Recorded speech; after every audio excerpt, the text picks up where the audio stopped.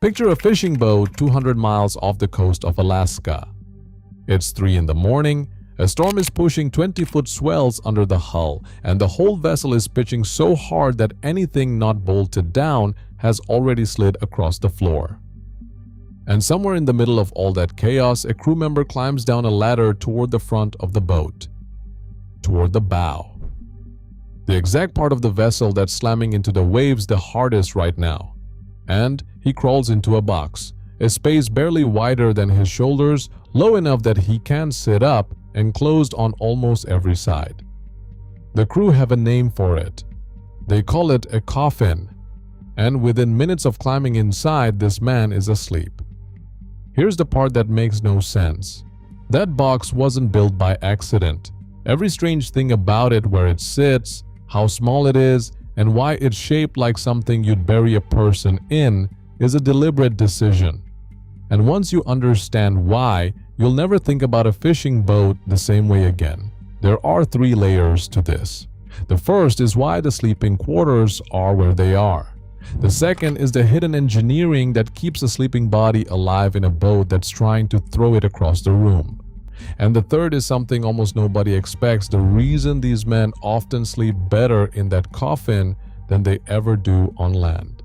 So let's start with the question everybody asks first. Why would you put the beds at the bow?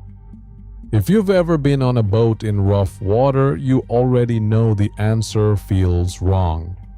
The bow is the worst place to be. When a vessel pitches, the ends move the most. The bow rises and drops with every wave, and in heavy seas, it doesn't just rise and drop, it slams.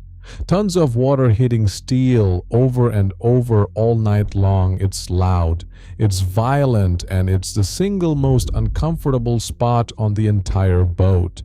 So why sleep there? Because there's nowhere else to put anybody. On a working fishing vessel, every square foot has a job, and the crew are last in line. The stern holds the deck where the actual fishing happens: the nets, the pots, the winches, the processing stations. The middle of the boat is taken up by the engine room and the fish holds, because that's where the weight needs to be for the vessel to stay balanced. The wheelhouse sits up top so the captain can see. And the crew? The crew get what's left. And what's left is the pointy end at the front. The space sailors have called the forecastle the forecastle for hundreds of years. The boat isn't designed around the people, it's designed around the catch. The crew fit into the gaps. And the biggest gap is the bow. But location is only the first surprise, because once you understand why the beds are up front, you have to solve a much harder problem. How do you actually stay in one? Think about it. You're lying in a bunk in a boat that's rolling 30 degrees to one side, then 30 degrees back to the other. Without something holding you in place, you don't sleep. You get launched.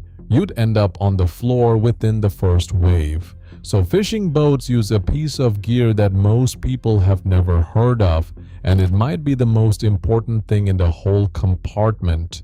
It's called a lee cloth.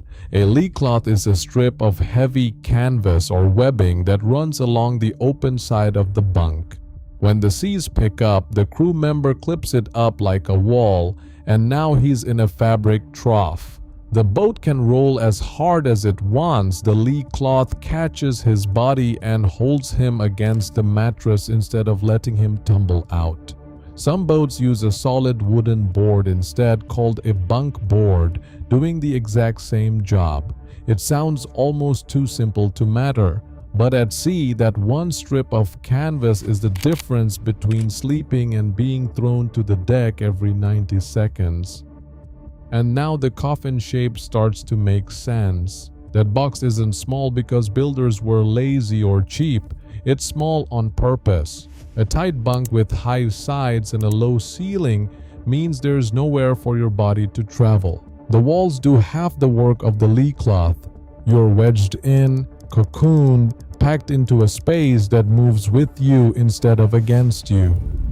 The tighter the box, the safer the sleep. What looks like a coffin is actually a restraint system. But even a perfect bunk runs into one problem that no amount of canvas can fix. There simply aren't enough of them. And the way crews solve that is one of the strangest facts about life at sea. On a lot of boats, you don't get your own bed. The vessel runs around the clock. The fish don't stop, so neither does the work. The crew split into watches, one team working the deck while the other sleeps.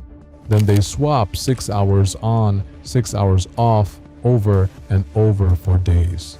And here's the trick. Since half the crew is always awake and working, the boat doesn't need a bunk for every person. It only needs a bunk for every person who's asleep at the same time.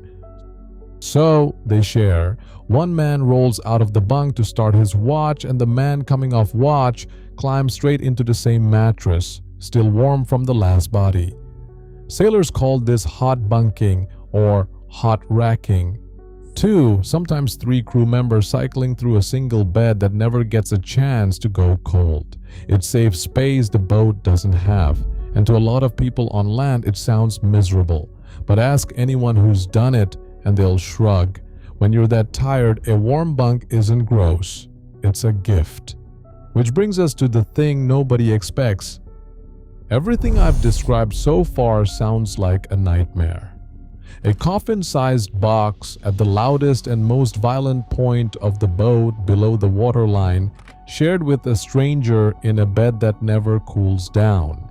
If I described that room to you and asked if you wanted to sleep there, you'd say no every time.